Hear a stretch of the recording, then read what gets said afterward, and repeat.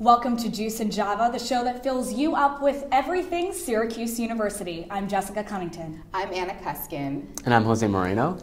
Today we have a stacked show for you. Later on, we're going to have a performance by the Orange Pulse Dance Troupe. Really excited for that myself. I don't know about you. Yeah, I am. And later on, I'm going to be speaking with the campus representative from 2 Degrees, which is a nutrition bar company where every bar they sell, they donate a nutrition pack to homeless children. So it's a great bar with a great cause. And I'll be speaking to SPJ, Society of Professional Journalists, and we're going to just look into what it is to be a professional journalist, especially here for Newhouse students and students in general who would like to pursue a career in journalism.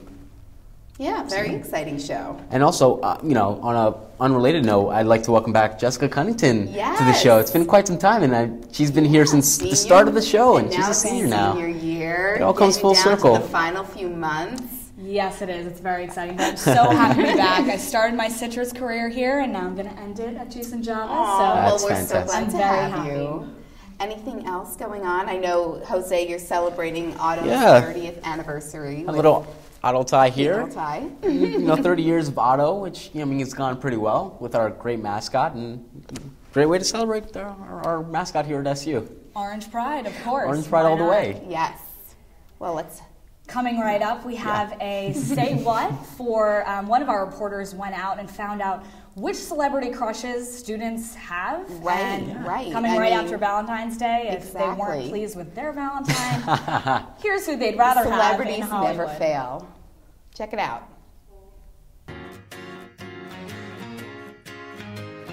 I would date Ryan Gosling because he can row a canoe even in a lake full of swans. I would definitely date John Krasinski from The Office. I don't know, I just have like a crush on him since I saw that show. Seems like such a nice date. I think he would show me a good time. Channing Tatum because he's sexy and he can dance. Jake Gyllenhaal because he's really cute and he has a really nice body.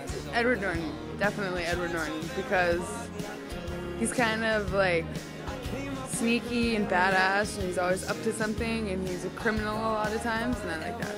I would have to say George Clooney because he's just so classic, and I've always been such a fan, and he's currently up for an Oscar, so I'd be able to go to the Oscars this season, so that'd be great too. Don't laugh, I have a thing for older men, so I would definitely date George Clooney, even though he's old enough to be my grandpa. I have to say Tom Brady. I am a Patriots fan, but aside from that, I think he's definitely the most attractive man on the planet. I would date Tom Cruise. One celebrity, it'd have to be easily Katy Perry, the love of my life. And Katy, if you hear this, Josh Frackleton wants to take you on a date, so look me up on Facebook. Let's make it happen. Can I have all this? Welcome back to Juice and Java. I'm now joined by Kevin Fu, who is a student at SUNY ESF and a campus representative for 2 Degrees Nutrition Bars. So can you tell me a little bit about what you do? Because this is interesting. This is unlike any guests we've had on Juice and Java. Okay, great. Again, thanks for having me. So 2 Degrees, we're a new startup food company where for every food bar that is purchased by a customer, we give a meal to a hungry child. Wow. So one of our main ways of promoting ourselves on college campuses is through a campus director program, which I am one of about 70 across the country. Oh, okay. So this isn't just exclusive to Syracuse? No. Okay, this is nationwide. Yeah. And where are these bars sold? These bars we're sold nationally in Whole Foods. We just launched nationwide in summer of 2011. So that's our biggest national retailer. And locally, we're sold at Recess Coffee on Westcott and at Cafe Kubal in downtown Syracuse. Okay, so are you part of like a group or a committee, or are you the only representative here on campus? Right now, I'm the only representative that's currently working for 2 Degrees. I have worked with other student groups before on campus, co-sponsoring events that have revolved around child malnutrition and tackling. Okay, so what do you do? Are you just going door to door to different stores to say, will you sell my nutrition bars, or what do you do? So I pitch to retailers. Okay. So again, Recess Coffee on Westcott and Cafe Kubal are our current retailers around Syracuse, as well as I'm talking to dining services now currently, and as here well on the campus. Right. Yeah. So hopefully soon at SU Food Services we'll be selling. You mean like in Shine bars. Yes, Student at Center? Shine. Yeah, at C stores. So yeah, and as well as, our biggest passion is for childhood malnutrition, so raising awareness on campus.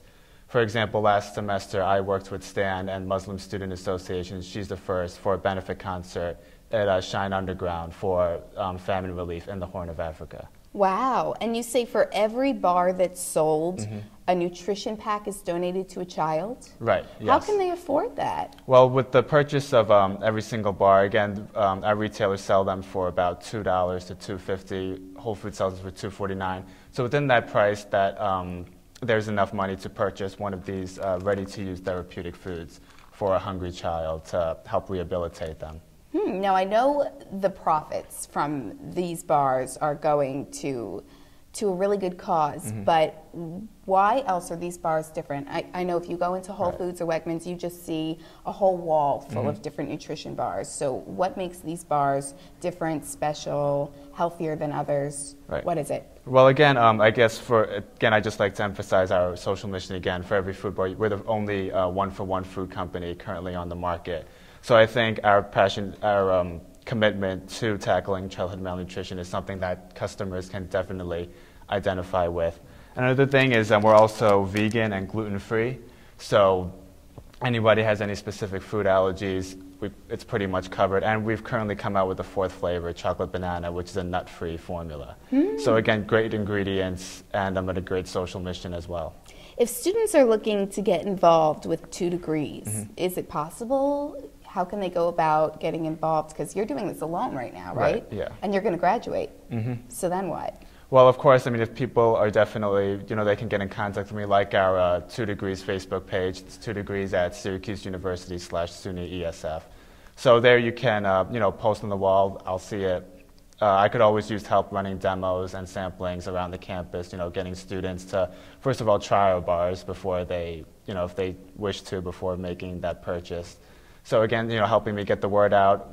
Actually, this semester, I'm planning a day of action, where right now the World Health Organization estimates that every 6 minutes a child will die in the Horn of Africa from malnutrition. So we'd like to stage a huge purchasing drive on Syracuse University, where for one day we will offer these bars at a reduced price and try and drive so that purchases from Syracuse University alone will stave off malnutrition deaths for one day.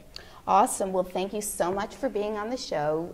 I hope Juice and Java viewers know how to get involved if they want to. These seem like great bars with a great cause. And right now, on a totally unrelated note, we're going to go check out the Winterfest, the annual Winterfest at Syracuse University. So take a look.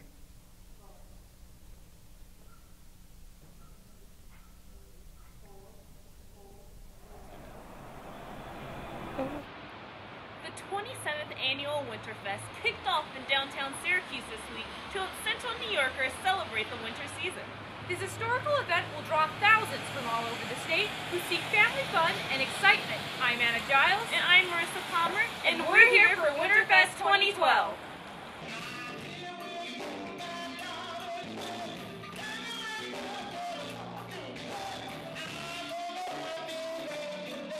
Winterfest has been happening for as long as I can remember in Syracuse, and it's just a festival that lasts, I think it's a couple of weeks in February. And they just have events in downtown Syracuse and around the city to kind of attract the people out during the winter. Winterfest attracts more than 100,000 people each year, which is great for local businesses like Dinosaur Barbecue. Central New Yorkers can enjoy traditional events such as the Wing Walk, Human Foosball, and the Ice Tower, which will occur in the upcoming weeks. Yeah, we get a lot of people that come in here that are looking for the activities that are going around downtown, and it seems to bring a lot more skaters just down to the rink in general. Winterfest, how long have you lived here in Syracuse first? All our lives. Forever. They've lived here for life. Oh, cool. So you guys, what do you guys know about Winterfest? It's a party. Fun things to do in Syracuse in the wintertime. Hi, welcome back to Juice and Java, and I'm here with SPJ, the Society of Professional Journalists. I'm here with President Carrie Sunday and Megan Ludman from the Society of Professional Journalists. Now, from the name itself, you deal with professional journalists, but in what capacity? Okay, so the Society of Professional Journalists at Newhouse is actually a student chapter. There are student chapters and pro chapters. So we are a student chapter, and the pro chapters are with actual journalists who are working in their field. So we're dealing with a student chapter here. So basically, to be a student chapter on a campus, you have to hold 3 journalism-related events a semester. And we're all about promoting the First Amendment through proper journalism and proper journalism ethics. Now, do you have to be a student of Newhouse to be involved, or can it be any other student? It could be any student, basically anybody who's interested in journalism, promoting the First Amendment, and really getting the freedom of speech out there and learning how to use it correctly.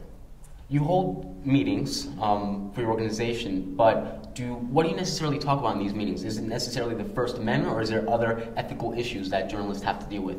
Well, we hold 2 to 3 journalism or meetings a semester, and we can talk about anything from journalism to current events, just to what's going on really with the world and especially our own country. And the biggest thing we want people to know is that they need to know what's going on. Right. So when you come to these meetings, we're discussing our future plans for the Society of Professional Journalists. We're just talking about what's going on in the news and good things that have happened, bad things that have happened, but just keeping everyone in the know.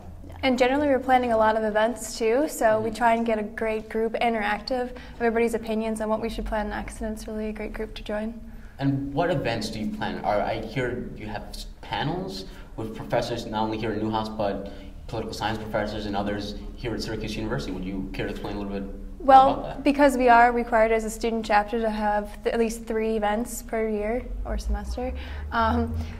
Usually we do 2 panelist events, or we've already had a movie night like we've had this year. We played State of Play, and basically it showcased to students of things you should not do as a journalist. So we don't always try and reinforce what you should do. We show you the bad examples too to help you learn. And then for our panelist events, we held one recently, and we had 4 Newhouse professors come and speak and inform students.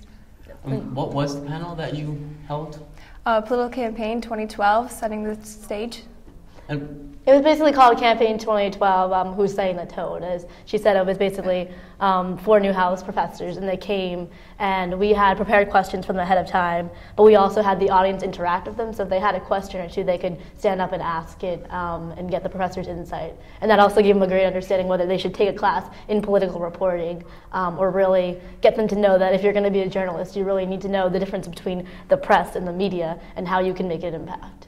Now, as members of this organization, what is one key issue that's going on with journalists and journalistic integrity that you care to express and that you've addressed in your I think right now it's a lot about the safety of journalists, especially because they are going overseas and they are doing a lot of political reporting that puts their own safety at risk, and we want to teach the journalists to go out and freedom of speech, go say what needs to be done, but you really need to be careful in the capacity you're doing it. And so, especially now we have a lot of young journalists who are going to be the ones going out there and are going to be the ones that are told, go get this story, go out and do whatever you have to get it. And we want them to do it properly and to, use proper journalism ethics, but also, their safety is the most important to us too. One thing I really find interesting about this organization is that students who are really a part of the national organization, because there's Syracuse Group and the national organization, there are some benefits. I hear you have mentors that are actual journalists in the field. Yep, as joining SPJ as a member, you actually have the ability to have real journalists judge your work, give you critique and feedback, and it really helps. Yeah, and if you're working on a specific story or something and you get to them, you email them or tell them a few weeks ahead of time, they can get you the information or the sources to help you. So basically, to become a member, you pay $37.50 a year as a student, or you can pay $100 as a freshman or sophomore and be locked in for those 4 years and get that help that you need. But you're not necessarily always required to pay. We are looking for members who are just interested in. So yeah, we definitely encourage them to come to our future events. We're going to have another movie night probably, and we have free popcorn and drinks. That's great. And we always have food. We always have food. Every meeting we have food, and the last one we had was in the Hurg, so it was really nice, a really big screen. And we just enjoyed the movie, and then we talked about it afterwards. So. Fantastic. And one last thing, how can students be a part of SPJ? Is there a Facebook or Twitter? We do have a Facebook page, Society of Professional Journalists, Syracuse chapter, and we're going to be starting a Twitter very soon. So definitely follow the Facebook page. SPJ.org has all the information. And they can always contact me at cjsunday@syr.edu. And I will always answer questions and be there for them. So. Yeah. That's terrific. Carrie, Megan, thank you so much for coming to Juice and Java. We hope to, work with us SPJ pretty soon in the near future. Thank you for having us. Thank you. And coming up next, we have a cooking package where one of our Juice and Java members cook jambalaya, which is a great southern dish. Let's take a look. I really enjoy making one-pot recipes because they're very easy to do, and plus you end up with very few dishes in the end. So today I'm going to show you how to make a very quick and easy jambalaya. With Mardi Gras just around the corner, you might have been invited to a party or two, and this is a great thing that you can whip up an hour before the party and you can bring it and have a great time. Before you even begin cooking, it's important to have all of your ingredients chopped up in advance. So first, take 12 ounces of sausage and cut it into bite-sized pieces. It doesn't matter what kind of sausage you choose, just whatever you prefer. Next, you're going to chop up 1 whole bell pepper, 1 whole sweet onion, and you're going to mince 2 cloves of garlic. Pour some olive oil into the bottom of the pot that you're going to use to cook the jambalaya. Next, pour all the sausage into this pot and brown for about 5 minutes. Once your sausage is browned, add the bell pepper, onion, and garlic. Cook for another 5 minutes or until the onion is translucent. That means it's clear. When it comes to adding spices to your jambalaya, it's up to you how much or how little you put in. I like to add a little bit of paprika and a little bit of red chili powder to my jambalaya. I also put in a little salt and pepper for flavor. Next, I'm going to add a ½ pound of pre-cooked shrimp. If you don't like shrimp, don't worry, you don't have to add it. Finally, you're going to add 2 cups of uncooked white rice and 4 cups of chicken broth to the mix. Bring everything in the pot to a boil, reduce the heat to low, and simmer for about 15 to 20 minutes or until the rice is completely soaked up all of the chicken broth. When serving your jambalaya, it's up to you whether or not you want to add a little Worcestershire sauce and hot sauce. It depends on the person. I don't like it too spicy, but I know some people will absolutely drench it in hot sauce. And there you have it, a quick and easy jambalaya recipe for any college student. Welcome back to Juice and Java. Right now we have something a little bit different, going more towards the performance groups that we have on campus. We have Orange Pulse Dance Troupe with us today. We have some of the exec board, Sarah, president, Andrea, vice president, and Gina, the showcase coordinator. Guys, thank you so much for coming today. We can't wait to learn all about you. I learned some new things about you guys today that I had no idea, and I'm a dancer myself. So Sarah, can you just tell us generally what you guys are all about and what you do? Sure. Orange Pulse Dance Troupe is a non-audition, not-for-profit dance organization on campus. We have over 150 members currently and over 15 different styles of dance that we do, dance classes that we offer to them, and it's a good time. Really interesting. That's a lot of members. So freshman to senior, 150? Even including grad school. Grad students are more than welcome to dance with us too. Really cool. Andrea, so then 15 different styles or 15 classes that are going on throughout the year that they're learning? We have 15 classes and we try to incorporate as many of the different styles that we can get. So we have ballet, tap, jazz, hip hop, and then we kind of have some blends for some of the genres together too. And we try to make some of the classes beginner, intermediate, and advanced because we want people to feel more in their element in each class. And I guess that helps with the non-audition process, but does that get chaotic at any point? Like, how does it work? Do people just literally sign up, or what is non-audition? We have a general interest meeting, and so the dancers do not have to audition, the choreographers do. And from there, they go to this big choreographer showcase. Everybody performs a small snippet of their piece, and then they rank the classes that they would like. And then Sarah, myself, and the artistic director place them based on what they can do. That's great. A lot of work, I can imagine, for you guys. So Gina, then tell me about the actual show process. So when do you guys start practicing? When are auditions? And then now you're coming up to your show. So what have you been doing for the past few months? Right. We've been extremely busy since September is when we had our general interest meeting, and classes started the end of September. So we've been working since September on these pieces. I hold a mid-semester rehearsal in Ernie Davis, so it gives the choreographers and the dancers a chance to work within the stage, so I tape it out so they can practice formations and transitions. We think of a show theme, which this year it's called Lights, Camera, Dance. And so we're going to hear a lot of different songs from different soundtracks and movies, kind of going off of that theme, as well as our posters. And the week of the show is all rehearsals. We have an additional one in Ernie Davis. We We have a tech rehearsal, dress rehearsal, and it all comes up until the show. Wow, that is so great. So when, where do you do these practices? I mean, there's only so many studios on campus. You obviously get access to those and are able to use them with your large amount of girls. You want to take that? Yeah, I'll take it. So we have to apply for the space through club sports, and then we get specific space allocations of when we can use each dance studio and what times we can and can't use it. And there are actually 6 dance studios on campus, so they get spaced out. So we have a 4-hour time period in Ernie Davis on Mondays, and then a 1-hour block in the women's building on Tuesdays, and then Flanagan on Wednesdays. So it rotates. We have to share the space. So really interesting, really quick, but really big part of your guys' organization is the nonprofit part. Can you just explain really quick about what that means and what you guys are going to do with your money this year? So each year, from fundraising to the show, we collect all the money from chocolate sales or other events that we have, and we pick a charity that's different every year and donate all of the money. So we don't keep anything, and this year it's Make-A-Wish for the Central New York chapter.